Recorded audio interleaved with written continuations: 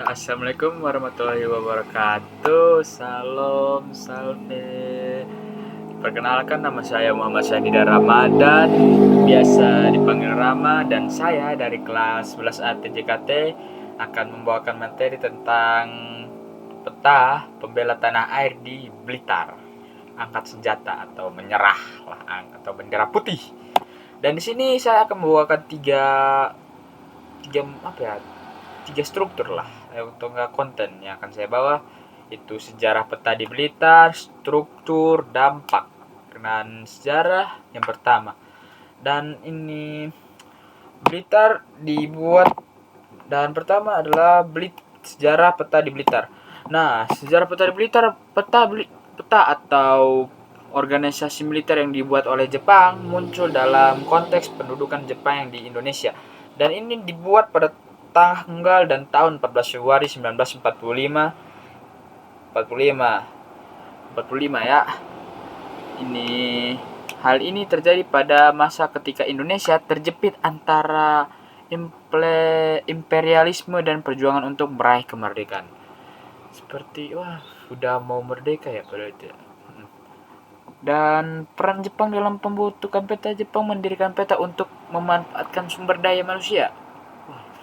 Salah satunya itu Romusha atau kerja paksa. Dalam menghadapi ancaman sekutu, peta dirancang sebagai pasukan membantu yang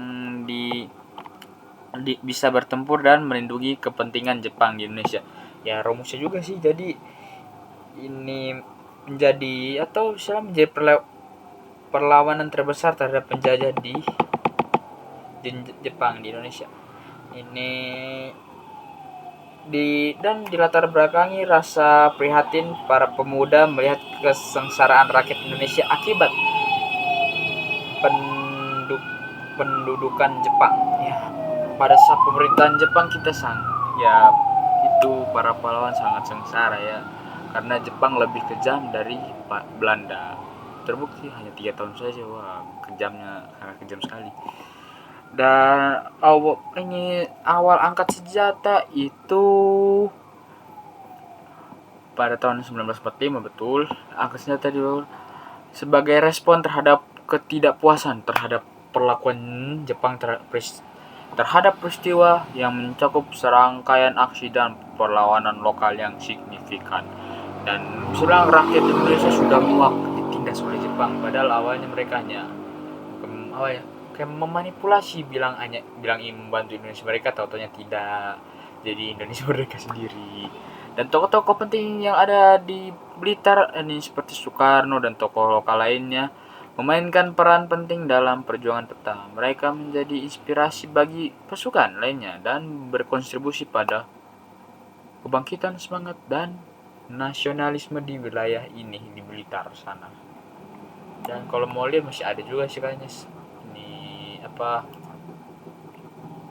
benda-benda atau tempat-tempat lah. Dan yang kedua, kita akan masuk di struktur organisasi peta atau perlawanan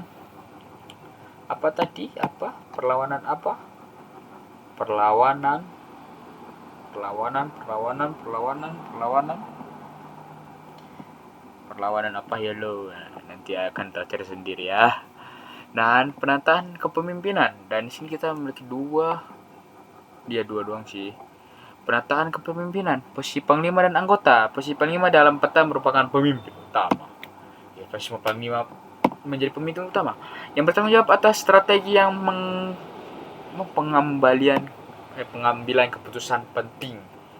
Jika salah ambil keputusan, maka akan susah ya. Itu beban yang sangat berat. Terdiri dari individu terlatih yang menjalankan perintah dan mendukung fisik kepemimpinan. Jadi menjadi posisi panglima atau pemimpin itu susah ya guys ya, karena kita harus mengambil keputusan cepat, tepat, dan tidak merugikan pasukan kita. Begitu. Fungsi dan tugas anggota peta. Anggota peta memiliki berbagai fungsi seperti pelatihan, pengumpulan intelijen, dan penugasan di lapangan. Tugas mereka adalah memastikan keberhasilan misi yang telah ditetapkan oleh panglima. Jadi mereka harus berhasil meskipun nyawa adalah taruhan mereka ya. Ya, kita hanya bisa mendoakan para pahlawan yang sudah gugur. Jadi, mari kita ke saja materinya. Pembentukan satuan-satuan militer, dan kita memiliki sekitar dua juga ya. Ini pembagian wilayah operasi dan unit-unit khusus dalam peta. Pembagian wilayah operasi diperlakukan untuk memaksimalkan efektivitas unit militer. Setiap wilayah memiliki karakteristik yang berbeda. Jadi setiap unit memiliki karakteristik yang berbeda karena setiap manusia atau orang memiliki sifat dan karakteristiknya yang masing-masing ya, dan harus dikelola dengan strategi yang sesuai oleh pemimpin. Contohnya seperti panglima kan yang paling tinggi, jadi di bawah panglima itu harus ini itulah. Unit-unit khusus dalam peta. Dan peta memiliki unit khusus yang dibentuk untuk menangani misi tertentu yang memerlukan keahlian khusus spesifik yang mencakup unit intelijen, medis, dan komunikasi yang mendukung operasional secara keseluruhan. Jadi unit khusus ini untuk kayak seperti Intel contohnya. Meskipun itu saya baca berita ada Intel yang tertangkap karena pura-pura jadi gila ya. Dan kita akan di materi track dampak perjuangan peta dan motivasi dan inspirasi bagi rakyat. Perjuangan peta memberikan dorongan semangat bagi rakyat Indonesia untuk memahami pentingnya kemerdekaan. Kan dulu merdeka itu sangat susah, dan Indonesia dulu itu mau belajar aja susah ya, serta menumbuhkan rasa percaya diri untuk melawan penjajahan. 2. Integrasi dan dengan gerakan lain. Peta berkolaborasi dengan organisasi lain yang berjuang untuk kemerdekaan ya, seperti BPUPKI, KPKI, wah itu sudah keterlaluan sekali ya. BPUPKI, itu seperti itulah. Sebenarnya ini untuk memperkuat solidaritas di antara berbagai elemen masyarakat dalam melawan penjajah.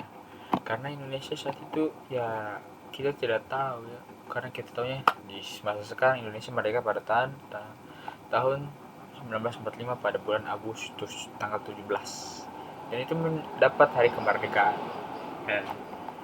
Dan ini adalah warisan yang ditinggalkan oleh peta, peninggalan di Blitar, dan kesandaran sejarah di kalangan pelajar. Ini adalah kesimpulannya. Di Blitar terdapat banyak lokasi bersejarah yang mengingatkan akan perjuangan peta yang dapat dijadikan objek studi dan refleksi bagi generasi muda mengenal sejarah perjuangan bangsa. Ya harusnya dibuatkan museum juga sih, seperti museum para pahlawan ya. Cuman karena ini adalah perjuangan juga, jadi begitu. Kesadaran sejarah di kalangan pelajar. Pentingnya memahami warisan sejarah peta mendorong pelajar untuk lebih sadar akan perjuangan yang dilakukan, sehingga membutuhkan rasa nasionalisme dan tanggung jawab sosial. Dan mahasiswa sekarang itu memiliki, ya sudah jarang yang memiliki tanggung jawab dan rasa nasionalisme ya, karena kebanyakan ini ada yang hashtag kabur dulu lah, dan karena pemerintahan kita yang kebanyakan makan itu dia korupsi. Dan baru-baru ini ada berita juga sih di Gunung Bromo ada ganja, dan itu kan kita tidak tahu siapa yang buat ya. Dan pemerintahan sepertinya harus diperbaiki ulang agar kita menuju Indonesia emas, bukan cemas pada tahun 2040. Dan sekian materi dari saya, dan apabila salah mohon dimaafkan. Apabila ada kesalahan dalam berucap dan saran, apabila ada saran mohon tulis di komentar link YouTube di YouTube saya. Dan apabila saya salah berucap mohon dimaafkan, karena saya manusia bukan nabi ya. Karena nabi meskipun ada salah berucap dimaafkan, jadi saya juga mohon dimaafkan apabila saya ada salah kata dan perbuatan dan perkataan yang tidak enak dalam pemberian materi ini. Sekian dan terima kasih.